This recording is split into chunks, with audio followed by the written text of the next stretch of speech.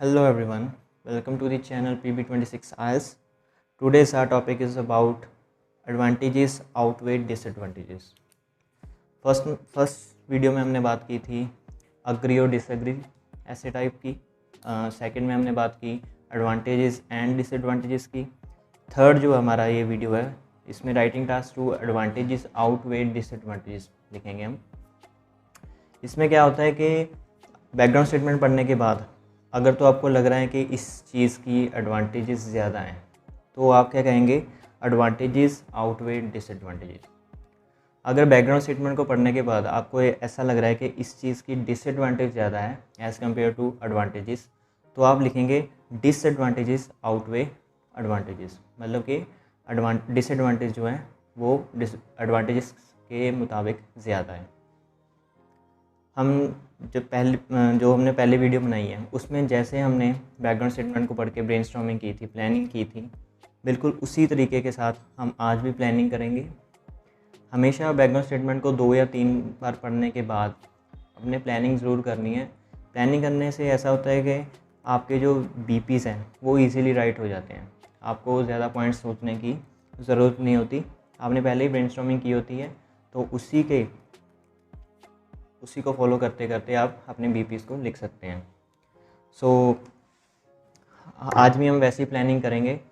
Main focus हमारा फिर से वो होगा कि हम ध्यान दें कोहेरेंस एंड कोहेजन पे। मतलब कि जो क्वेश्चन में पूछा है उसी के फ्लो में हमने आंसर देने हैं। टास्क रिस्पॉन्स देखेंगे, जो क्वेश्चन में पूछा गया है हम उसी का आंसर देंगे, जो हमें क्वेश्चन में नहीं पूछा गया उसका आंसर हम नहीं देंगे। अगर ये दो चीज़ें आपको अच्छी तरह से समझ आ जाती हैं, कोहेरेंस एंड कोहेजन बनाना और टास्क रिस्पॉन्स को अच्छे से देना, तो आपके इजीली राइटिंग में बैंड आने शुरू हो जाएंगे। जो 5 ले रहे हैं, 5.5 ले रहे हैं, अगर इस स्ट्रेटजी को फॉलो करेंगे वो 6.5 ईजीली ले सकते हैं। 6.5 7 तक ईजीली मूव हो सकते हैं। आज हम पहले क्या करेंगे, अपनी बैकग्राउंड स्टेटमेंट को अच्छी तरह से रीड करेंगे और देखेंगे इस चीज़ की एडवांटेजेस ज़्यादा हैं या डिसएडवांटेजेस ज़्यादा हैं। इस ऐसे टाइप को लिखने का मेथड क्या होता है, जो हमारा होता है सिंपल एडवांटेजेस एंड डिसएडवांटेजेस। उसमें हम क्या करते हैं, फर्स्ट BP1 में क्या करते हैं, 2 एडवांटेजेस लिख देते हैं। BP2 में क्या करते हैं, 2 डिसएडवांटेजेस लिख देते हैं। और एक और मेथड है, BP1 में हम क्या लिख सकते हैं, 1 एडवांटेज दे दी, 1 डिसएडवांटेज दे दी। BP2 में सेम 1 एडवांटेज फिर दे दी, 1 डिसएडवांटेज फिर दे दी। 2 एडवांटेज होगी, 2 डिसएडवांटेज होगी। अगर और आज वाला जो क्वेश्चन है एडवांटेजेस आउटवे डिसएडवांटेजेस, इसमें हम क्या करेंगे, अगर तो हमारे पास एडवांटेजेस ज़्यादा हैं, 2 या 3 एडवांटेजेस हैं और 1 डिसएडवांटेज आ रही है या 2 डिसएडवांटेज आ रही हैं, एडवांटेजेस हमारे पास आ रही हैं 4, डिसएडवांटेज हैं 2, तो हम क्या करेंगे, जो एडवांटेजेस हैं वो कहेंगे कि एडवांटेजेस आउटवे डिसएडवांटेजेस। मतलब कि एडवांटेजेस जो हैं वो डिसएडवांटेज से ज़्यादा हैं। तो BP1 में हम क्या करेंगे, 2 एडवांटेजेस लिखेंगे अगर एडवांटेज ज़्यादा हैं। अगर डिसएडवांटेज ज़्यादा है हमारे पास तो हम BP1 में क्या करेंगे, 2 डिसएडवांटेज लिख देंगे। ठीक है। अगर हाँ, अभी ये छोड़ दो, हमारे पास ज़्यादा एडवांटेजेस हैं, BP1 में हम क्या करेंगे, एटलीस्ट 2 हमने एडवांटेजेस तो लिखनी है। डिसएडवांटेज कम है तो BP2 में हम 1 डिसएडवांटेज देंगे। और क्या कर सकते हो, अगर आपके पास 4 एडवांटेज हैं स्टेटमेंट को पढ़ने के बाद, तो आप क्या कर सकते हैं, BP1 में 3 एडवांटेज भी दे सकते हैं। वैसे इसकी ज़रूरत नहीं होती, 2 ही देनी होती है हमको। वैसे हम बात कर रहे हैं, अगर आपके पास ज़्यादा हैं तो आप 3 भी, अगर 4 है तो 3 दे सकते हो BP1 में। अगर सपोज़ करो यहाँ पे 3 या 2 डिसएडवांटेज है तो आप BP2 में 2 डिसएडवांटेज दे सकते हो। अगर 2 डिसएडवांटेज दे रहे हो तो मेक श्योर आप एडवांटेजेस जो हैं वो ज़्यादा दें।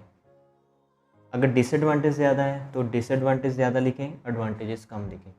ये होता है एडवांटेजेस आउटवे डिसएडवांटेजेस का मेन क्राइटेरिया ऐसे को लिखने का।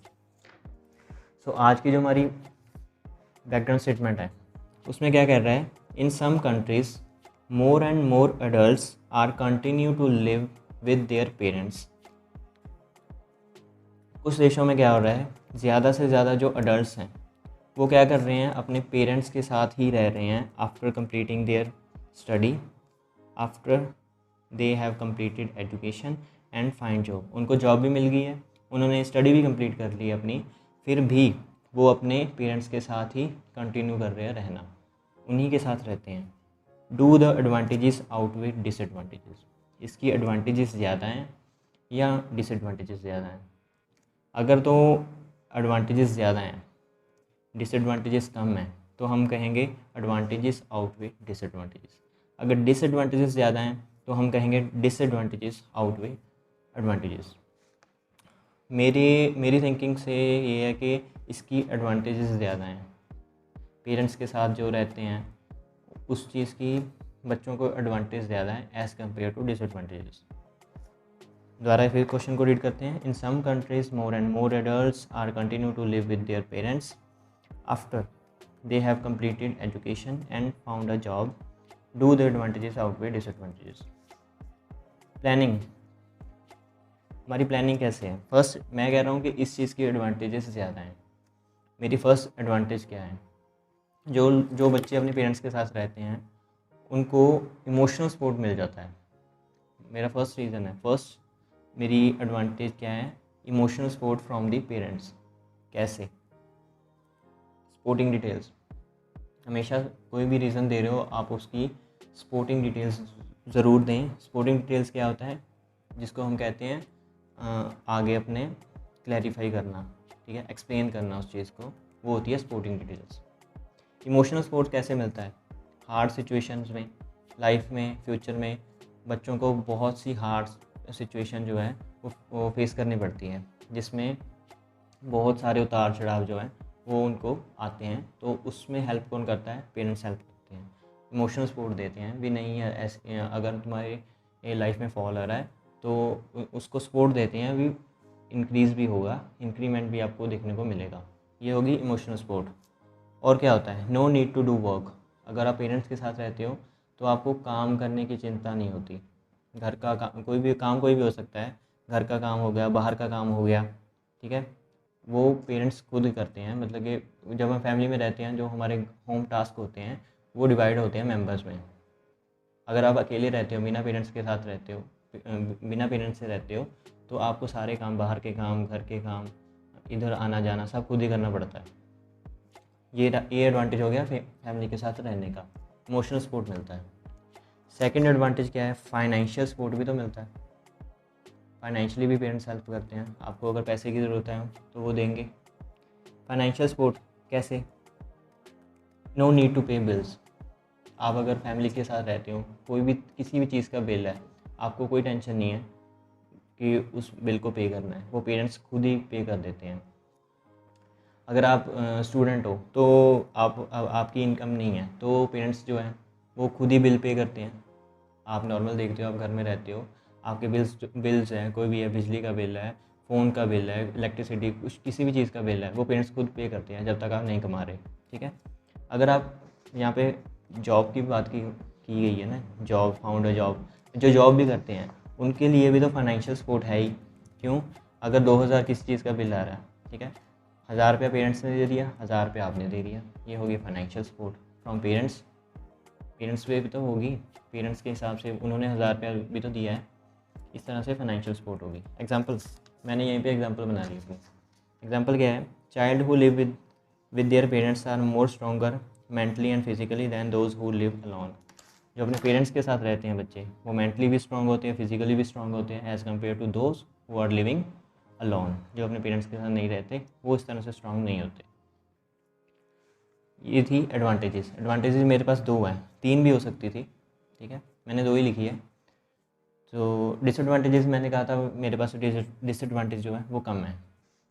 फर्स्ट डिसएडवांटेज क्या है? एक ही है वैसे तो, यहाँ पे फर्स्ट की लिखने की ज़रूरत ही नहीं है क्योंकि मैं 2 एडवांटेज दे रहा हूँ, एक डिसएडवांटेज दे रहा हूँ। फर्स्ट डिसएडवांटेज क्या है? Lack of independent. जो बच्चे अपने पेरेंट्स के साथ रहते हैं, लैक मैंने कमी होना, किसी चीज़ की कमी होना, उसे कहते हैं लैक ऑफ। जो बच्चे अपने पेरेंट्स के साथ रहते हैं वो इंडिपेंडेंट नहीं होते, वो डिपेंडेंट होते हैं पेरेंट्स के ऊपर। कोई भी काम करना है, कोई भी चीज़ खरीदनी है, कहीं पे जाना है, आपको पेरेंट्स की, घर वालों की परमिशन लेनी पड़ती है कोई भी काम करने से पहले, ठीक है। Completely depend on parents. कैसे इंडिपेंडेंट कैसे होते हैं वो? मेरा फर्स्ट डिसएडवांटेज है लैक ऑफ इंडिपेंडेंट कैसे होते हैं? वो पूरी तरह से डिपेंडेंट होते हैं पेरेंट्स के ऊपर। कोई भी काम करना है, आना जाना, खरीदना, कुछ भी पहनना है, तो उनको पेरेंट्स की, फैमिली मेम्बर्स की परमिशन लेनी पड़ती है, ठीक है। जिससे क्या होता है, डिफ़िकल्टीज आ जाती हैं फ्यूचर में अगर आपने पहले से ही, ठीक है, शुरुआत में वो काम नहीं किए होते जो आपको फ्यूचर में करने पड़ते हैं, तो आपको फ्यूचर में उस चीज़ की डिफ़िकल्टी फेस करनी पड़ती है। जो आपने पहले से ही नहीं किया, एकदम से करना पड़ जाए तो डिफ़िकल्टी तो फेस करनी पड़ेगी। ये होगी डिसएडवांटेज पेरेंट्स के साथ रहने की। एग्जाम्पल भी यहीं पे बना दी मैंने। एग्जाम्पल क्या कहा मैंने? A girl stay with parents first till 30 years but she move to abroad for study. एक लड़की थी, वो 30 साल से अपने पेरेंट्स के साथ रह रही थी, बट सडनली उसको अब्रॉड, सपोज करो कनाडा शिफ्ट होगी वो स्टडी के लिए। जिसने 30 साल कुछ काम नहीं किया, घर का, बाहर का, आने जाने का, मतलब कि बाहर का उसको नॉलेज ही नहीं है किसी चीज़ की। अब सडनली उसको अब्रॉड में शिफ्ट होना पड़ गया as a purpose of study. उसको बहुत सारे ऑब्स्टैकल्स, डिफ़िकल्टीज जो हैं फेस करनी पड़ेंगी, ठीक है, as compare to a girl who is already living without their parents. उस लड़की के मुताबिक जो पहले से ही अपने घर वालों से दूर रह रही है, मतलब कि वो हैबिचुअल है इन सब चीज़ों की, ठीक है। ये होगी हमारी डिसएडवांटेज विद एग्जांपल। अब हम लिखेंगे अपने बीपीज़ सेम वैसे ही लिखेंगे जैसे हम प्लानिंग करते हैं। कोई भी एक्स्ट्रा लाइन जो है हम ऐड नहीं करेंगे, जो प्लानिंग में लिखा उसी को हम फॉलो करते करते अपने बीपीज़ को लिखेंगे। स्टार्ट करते हैं। सबसे पहले है हमारी पैराफ्रेजिंग में क्या है? In some countries more and more adults are continue to live with their parents even after they have completed education and found a job.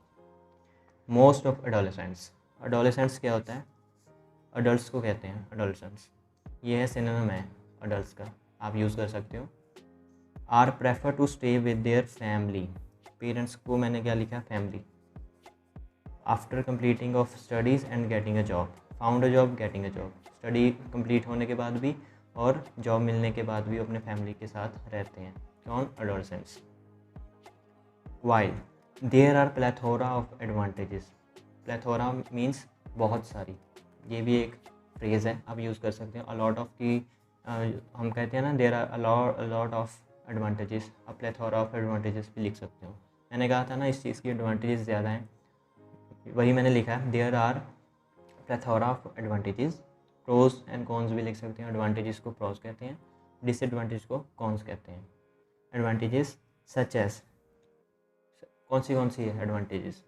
Emotional support, यहाँ पे लिखा था इमोशनल सपोर्ट। और क्या है?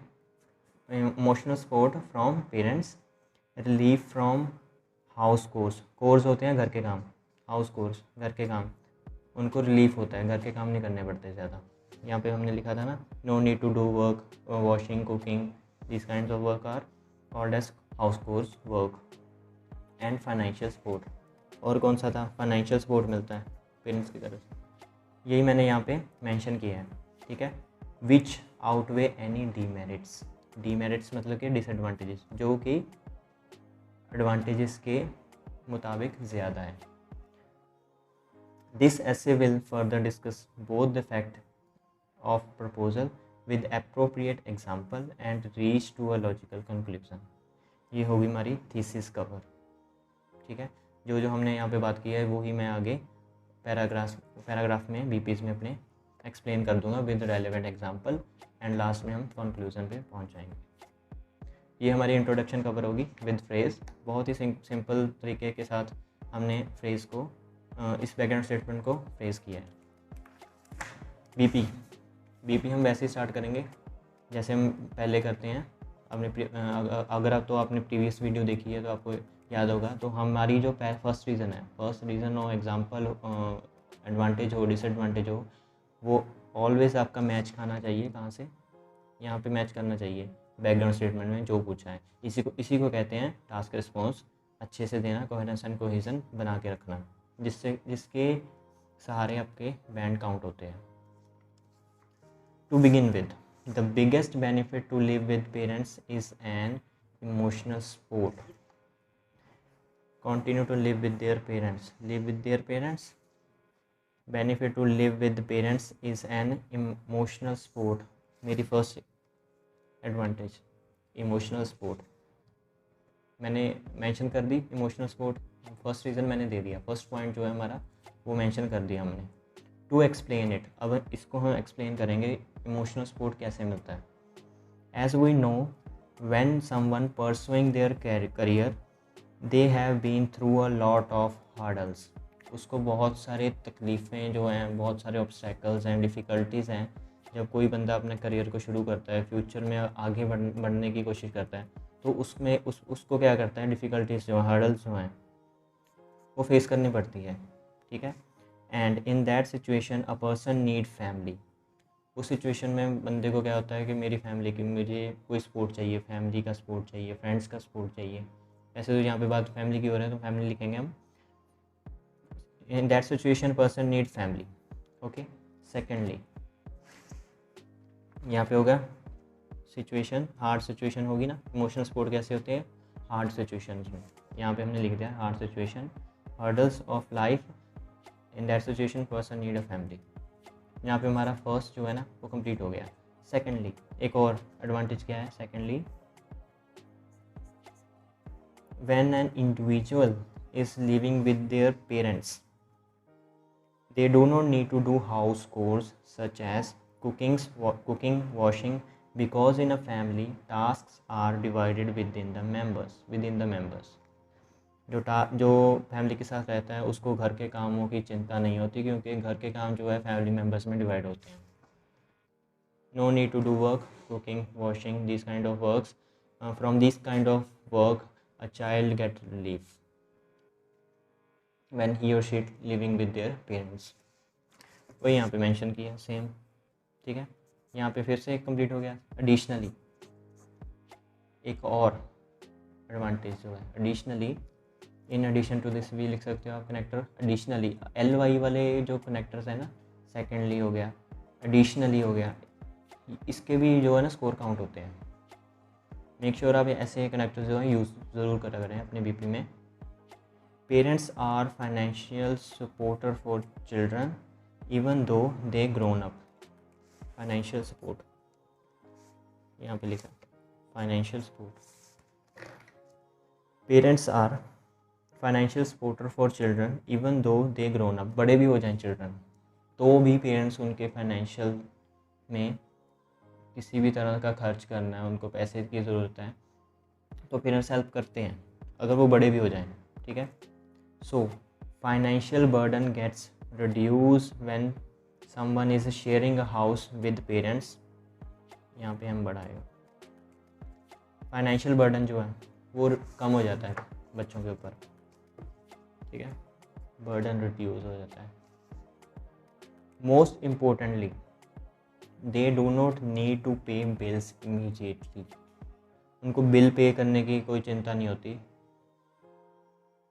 क्योंकि फैमिली मेम्बर्स जो हैं, पेरेंट्स जो हैं, उनकी रिस्पॉन्सिबिलिटी होती है कि वो किसी भी तरह का बिल है, घर का है, फ़ोन्स का है, किसी भी तरह का बिल है वो पे कर देते हैं, ठीक है। No need to pay bills.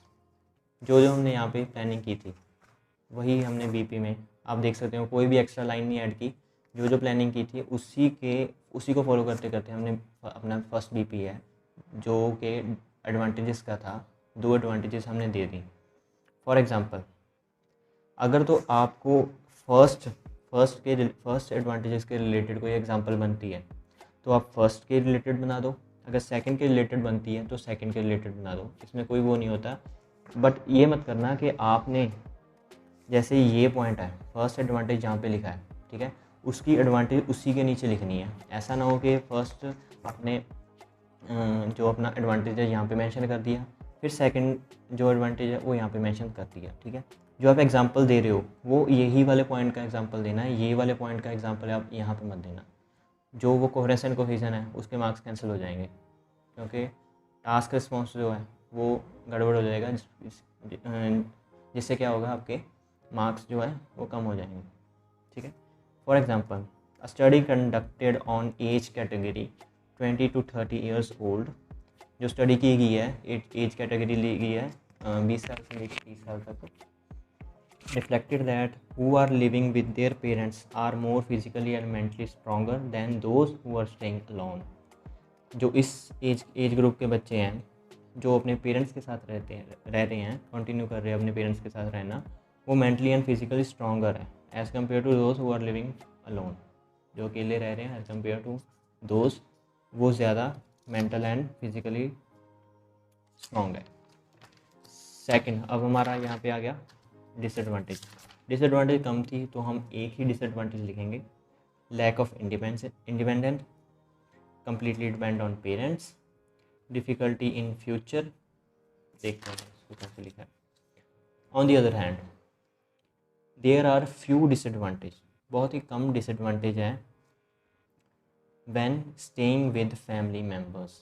When someone staying with family members there are few disadvantage, बहुत ही कम डिसएडवांटेज है। One of the main problem is, main जो प्रॉब्लम क्या है, लैक ऑफ इंडिपेंडेंसी। ठीक है, इंडिपेंडेंट कम होते हैं वो अमंग चिल्ड्रन। जो इंडिपेंडेंसी है चिल्ड्रन के थ्रू, चिल्ड्रन पे वो बढ़ रही है। कैसे, टू क्लैरिफाई इट, अब इसको एक्सप्लेन करेंगे। इंडिपेंडेंट कैसे होते हैं वो, living with parents make adult, adult की जगह आप अडोलेसेंट्स भी यूज़ कर सकते हो, make adults completely dependent from all sides and they face a lot of difficulties in their future. जो अपने पेरेंट्स के साथ रहते हैं बच्चे, वो इंडिपेंडेंट नहीं होते, कम्प्लीटली डिपेंडेंट होते हैं पेरेंट्स के ऊपर, क्योंकि हर काम जो उनको करना होता है वो पेरेंट्स से पूछ के करना होता है। जिससे क्या होता है, आने वाले फ्यूचर में, क्योंकि उनको खुद काम करने की हैबिट नहीं होती, तो आने वाले फ्यूचर में उनको डिफ़िकल्टीज़ को फेस करना पड़ता है। ठीक है, यहाँ पे होगा सेम है, difficulty in future, completely dependent on parents. Example, a girl who was staying with her father and mother for her 30 years, but suddenly she moved to abroad for study, will face more obstacles as a girl who is already separate from her family। ठीक है, example में क्या किया मैंने कि एक लड़की है जो 30 साल से अपने पेरेंट्स के साथ रह रही है, सडनली उसको मूव होना पड़ गया अब्रॉड के लिए। ठीक है, फॉर देयर हायर स्टडी। ठीक है, फॉर हर हायर स्टडी उसको क्या हुआ कि कुछ प्रॉब्लम फेस करनी पड़ी, क्योंकि वो कम्प्लीटली डिपेंडेंट थी, उसने कोई काम खुद से नहीं किया होता। पेरेंट सारे काम जो थे उसके आने जाने के, बाहर का खर्चा, घर के काम, बाहर के काम, वो सारे पेरेंट्स करते थे, उसको हैबिट नहीं थी। She was not habitual to do this kinds of work. जब वो अब्रॉड शिफ्ट होगी तो उसको सारे काम खुद को करने पड़े, खुद से करने पड़ गए। खुद से करने से क्या हो गया, उसको बहुत सारी डिफ़िकल्टीज फेस करनी पड़ गई एज़ कम्पेयर टू गर्ल, उन लड़कियों के मुताबिक जो पहले से अपने पेरेंट्स के साथ पेरेंट्स से दूर रह रही हैं। ठीक है, जो पहले से दूर रह रही हैं वो तो हैबिचुअल है बाहर के काम करने की, कोई भी काम करना, अंदर का बाहर का, आने जाने का, घर के एक्सपेंसिव, बिलिंग्स के जो भी काम है। जो लड़की पहले से अपने पेरेंट्स से अलग रह रही हैं वो तो हैबिचुअल हो गई इन सब चीज़ों की। जो नहीं रह रही, जो कम्प्लीटली डिपेंडेंट है, उसको डिफ़िकल्टी फेस करनी पड़ती है। हैंस रिजल्ट क्या है, dependency is main factor while living with family. Dependency जो है, ठीक है, डिपेंडेंसी बढ़ जाती है जब आप पेरेंट्स के साथ रहते हो। सेकंड, हमारा डिसएडवांटेज भी है जो वो कवर हो गया, तो हम कंक्लूज़न लिखेंगे। कंक्लूज़न में मैंने क्या किया, कंक्लूज़न होता है पूरे जो हमने BPC लिखे हैं BP1 एंड BP2, उसका एक निचोड़ होता है। जैसे लिस्ट ऑफ हेडिंग होती है, लिस्ट ऑफ हेडिंग में एक पॉइंट दिया होता है, उसको हमने मैच करना होता है वो किस पैराग्राफ के साथ मैच कर रहा है, एग्जैक्ट मतलब उसका किस पैराग्राफ के साथ निकलता है, उसी तरह कंक्लूज़न लिखते हैं। In conclusion, living with family has more pros means advantages as compare to cons, as compare to disadvantages. फ़ायदे ज़्यादा हैं, नुकसान कम है, because parents are supportive as financially and emotional, वो फाइनेंशियली एंड इमोशनली बच्चों को वजह सपोर्ट करते हैं, जिससे क्या होता है बच्चों को फ़ायदा भी होता है, ठीक है। Which helps to reduce burden of children, बच्चों के ऊपर बर्डन जो है वो कम होता है। सो ये था हमारा आज का टास्क एडवांटेजेस आउटवेड डिसएडवांटेजेस। जैसे हमने प्लानिंग की, इस पूरी कोहेरेंस एंड कोहेजन के ऊपर ध्यान दिया, ठीक है। और टास्क रिस्पॉन्स जो हमें क्वेश्चन में पूछा गया था, आप देख सकते हो क्वेश्चन को दोबारा पढ़ के, वही ब्रेनस्टॉर्मिंग करके टास्क रिस्पॉन्स हमने एकदम एक्यूरेट दिया है, कोई भी पॉइंट फालतू का नहीं लिखा, ठीक है। अगर आप भी ऐसे ही पैटर्न फॉलो करोगे प्लानिंग का, ठीक है, तो आप भी इजीली राइट कर सकते हो, कोई भी टॉपिक आ जाए, ठीक है। आप बैकग्राउंड स्टेटमेंट को 2 या 3 बार पढ़ें, अच्छे से ब्रेनस्टॉर्मिंग करें, ठीक है। ब्रेनस्टॉर्मिंग करने के बाद उसकी रेलेवेंट एग्जांपल लिखें, कोहेरेंस एंड कोहेजन को ध्यान दें, मतलब कि ऐसे ना करें कि कि पहले पॉइंट आप कुछ और दे रहे हैं, उसकी सपोर्टिंग डिटेल में पॉइंट कुछ और दे रहे हैं। अगर कोई पॉइंट दे रहे हैं उसका सपोर्ट, मैंने कहा है ना इमोशनल सपोर्ट, जैसे मैंने पॉइंट लिखा है यहाँ पे, पीछे क्वेश्चन मार्क डाल दो यहाँ पे। क्वेश्चन मार्क डालने के बाद सोचो कि इमोशनल सपोर्ट कैसे मिलता है, किस तरह से पेरेंट्स हेल्प करते हैं इमोशनल सपोर्ट देने के लिए, ठीक है। अगर आप क्वेश्चन मार्क डाल के उस पॉइंट को समझेंगे तो ऑटोमेटिक जो आपके माइंड में जो है वो आंसर आने शुरू हो जाएंगे। फाइनेंशियल सपोर्ट कैसे करते हैं, question mark, parents financial support कैसे करते हैं, ठीक है। फाइनेंशियल सपोर्ट कैसे करते हैं, आपको जो एक्सपेंसेस देते हैं, आप ये भी लिख सकते हैं एक्सपेंसेस देते हैं, और you don't need to pay bills, ठीक है। इस तरह से आपको सपोर्टिंग डिटेल्स मिलती जाएंगी। यहाँ पे डिसएडवांटेज, लैक ऑफ इंडिपेंडेंट कैसे हो रहे हैं बच्चे, पेरेंट्स के साथ रहकर पेरेंट्स के साथ रहते हैं, वो उनको भी काम नहीं करना पड़ता, ठीक है। बाहर का काम कोई भी, बहुत बार मैंने बोल दिया ये सब, कोई भी काम उनको करने की हैबिट नहीं होती, जिसके साथ वो क्या होता है पूरी तरह से पेरेंट्स के ऊपर डिपेंडेंट हो जाते हैं। उनको ये होता है भी हाँ पेरेंट्स हैं, वो कर लेंगे खुद से, जो कि फ्यूचर में क्या होता है डिफ़िकल्टीज फेस करनी पड़ती है उनको। सो ये थी हमारी आज की राइटिंग टास्क 2 एडवांटेजेस आउटवेड डिसएडवांटेजेस की वीडियो, जिसमें हमने मेन फोकस हमारा तो जो था आज वो था कोहेरेंस एंड कोहेजन के ऊपर, टास्क रिस्पॉन्स अच्छे से कैसे देना है, प्लानिंग कैसे करनी है, प्लानिंग के बेस पे बीपीस को कैसे लिखना है, और जो हमने प्लानिंग की है उसी के बेस पे हमने बीपीस को मेंशन किया है, ठीक है। सो अगर आपको ये वीडियो अच्छी लगी है तो वीडियो को लाइक ज़रूर करें, चैनल पे नए हो तो चैनल को सब्सक्राइब ज़रूर करें, क्योंकि ऐसी और इन्फॉर्मेटिव जो वीडियो हैं वो और अपलोड होगी इस चैनल के ऊपर related to other modules, listening, writing, speaking. और आने वाली वीडियो में हम टास्क 1 पे भी ध्यान देंगे। टास्क 1 की मैं ऐसी स्ट्रक्चर दूंगा 4 से 5, जो आप हर एक कोई भी आपको टास्क आ जाए 1 में, चाहे वो लाइन ग्राफ हो, बार ग्राफ हो, प्रोसेस चार्ट हो, मैप हो, किसी भी तरह का टास्क आ जाए, आप उन स्ट्रक्चर को यूज़ करके अपने जो स्कोर है वो इजीली 7 ले सकते हैं उस स्ट्रक्चर को यूज़ करके, ठीक है। सो वीडियो को लाइक ज़रूर करें, चैनल पे नए हो चैनल को सब्सक्राइब। अगर आपकी कोई भी क्वेरी है, कुछ ना समझ आया हो तो कमेंट सेक्शन में ज़रूर बताएं।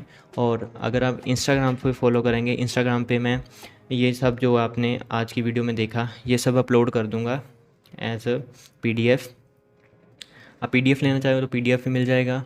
वैसे इंस्टाग्राम पे पोस्ट के थ्रू ये सारी जो हैं फ़ोटोग्राफ्स हैं वो मैं अपलोड करता रहता हूँ। सो इंस्टाग्राम पे डायरेक्ट लिंक जो है वो भी आपको मिल जाएगा। सो इंस्टाग्राम को ज़रूर फॉलो करें, कमेंट सेक्शन में ज़रूर बताएं आपको वीडियो कैसी लगी है। So thank you so much.